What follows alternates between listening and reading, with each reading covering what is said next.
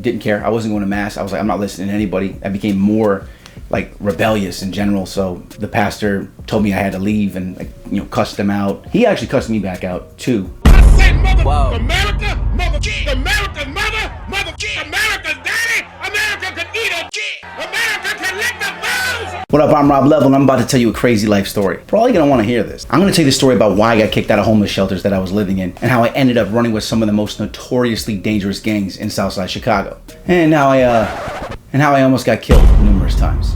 But first, I'm Rob Level, and I'd like to thank you for watching this video because I know this video is going to help inspire and motivate a lot of people. But I gotta warn you, disclaimer, this story is a bit intense. And I'm sorry if you're watching this and this brings up any trauma for you like it does for me.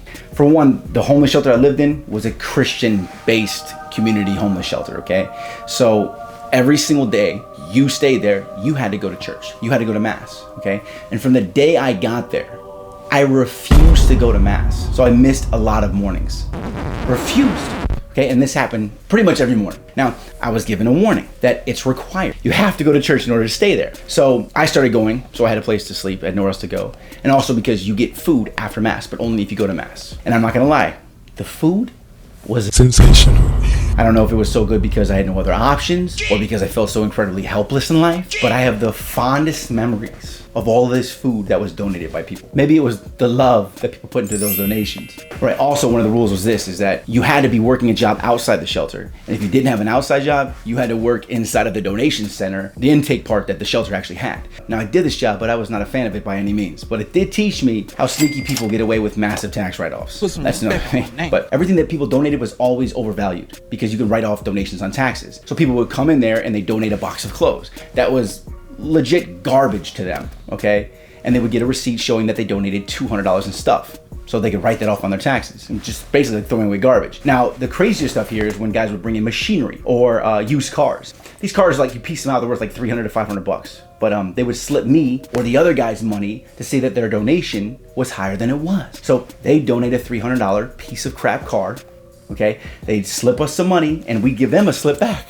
They said it was worth a $3,000 donation. So oftentimes somebody gives 50 bucks, 100 bucks, but this is the sole reason why I actually was okay with working this job, because you'd be surprised how often people did that to give us extra money. But the problem was that people didn't donate every day. So it's not like a real job to have money to live on. And the shelter's not paying you, so you don't have any money. So anyways, I was super broke. And it just got to a point where I was so depressed. I was just angry. I didn't know what to do with myself. I didn't care. I wasn't going to mass. I was like, I'm not listening to anybody. I became more like rebellious in general. So the pastor told me I had to leave and cussed them out. He actually cussed me back out too. I say mother, wow. America, America's mother, America's daddy, America can eat a kid, America can lick the balls. Believe it or not, you think they're not allowed to do that? Although, a pastor will cuss you out.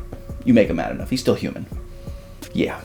So now I was really broke. I took the little bit of money that I was getting from the tips that people had donated, and I bought myself a Greyhound back to Chicago. Now when I got there, I went straight back to my old hood and I started mingling with everybody, asking people for people that I used to know, right? And I found some of them, luckily, and then I ended up living in what's considered a flop house. Now at first, no one at all wanted me there. I was the only white kid, but fortunate for me, once again, music saved my life. Outside of the house was a whole group of people. First time I went there, they were having a rap cipher, okay? Just freestyling and freestyling. His beats just changed a little bit, there was this little boombox that was by the garage. Now, I stood out there, entertained for a good 5 minutes, just listening to everybody rap. And I remember this anxiety that was in me, like even outside of the circle, because you could feel the vibe that these guys are not the people that you want to make angry. We're in the hood, all right? These guys were like hardcore gangbangers, and later it turned out some of them robbed a bank. So these are people who would rob banks. Okay, back to the story. The moment somebody freestyled and they just did off, my confidence spiked. I'm like, oh, if he's allowed to do that, let me go. Right, so I cut that guy off, and he looked relieved when I did. I was like helping him, like, I'm jumping here, let me.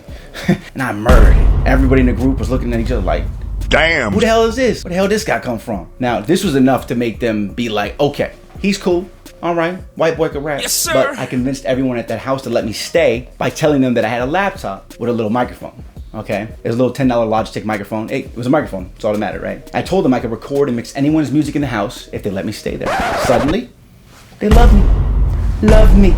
Everybody's nice to me. They wanted me to stay. I became the official tracking and mixing engineer for everyone in the house. And I was recording everyone's music, making and arranging beats for everyone, and helping them get their music made. Think about this. This is a big deal. A lot of people, they want to be rappers, but they don't know how to use the software. They don't know how to record themselves. They especially don't know how to mix it. And boom, here I was, this guy that understood rap. I got it. And I could help them with that. So it makes sense. Now I've introduced you to how I got to the flop house. But in the next story, one of the most insane stories I have, I'm gonna tell you about the bank robbers and the drug dealers that lived in this flop house with me. Let's just say feds. Scary stuff, all right? I wanna say I appreciate you for watching. Thank you so much. Please, below this video, let me know your comments, your opinions. If you have any stories that you wanna share with people, you want other people to see it, leave it below. You never know who's gonna see that comment, who it might help in the future, okay? And if you have a few seconds, please look below, see other people's stories. Maybe comment on other stories that they're telling below so that they know they're actually heard and that there are other people out there who do care, because a lot of people don't have people to actually show that they care, you know? Maybe someone like you through the internet can help them have that feeling, okay? So say whatever you want below. Be nice to everybody. I want this to be like a really nice environment here for everybody to know that they can share the stories and feel safe, okay? Please like this video too and subscribe, because when you do, it helps this video move more organically into the YouTube algorithm, which helps my videos and stories like this motivate and inspire people, okay? Now to hear the next screwed up part of my story, because I want to tell you about really want you to hear the next part of the story with the bank robbers, okay? I put links to all those stories that were part of my life story song below this video. Okay, so you can check all those out below, and I'm also gonna put suggestions up on top of the screen here in just a second. So you can check those out on one of my songs that fits this story, plays in the background. I'm Rob Level, follow me on Instagram, Rob_Level. Keep believing in yourself and keep hustling. And I'll see you at the top. What up, I'm Rob Level, and I'm about to tell you the most messed up true story about how it truly feels to be suicidal. How our mind works to build to that point of an unbearable sadness for a truly depressed person. If you're depressed or anything along those lines, this video is gonna help you, because I've been there. Trust me. You're gonna feel like I'm inside of your head, the way that I'm gonna describe this, all right? Level. Ooh, I would've thought by now that I'd be way past these days. By now that my top be down on my brand new black Mercedes. Thought I would've made it by now. Thought I would've made it by now. Thought I would've made it by now. Thought I would've made it by now. Working 9 to 5, saving to survive. Pay the bills and put a little to the side.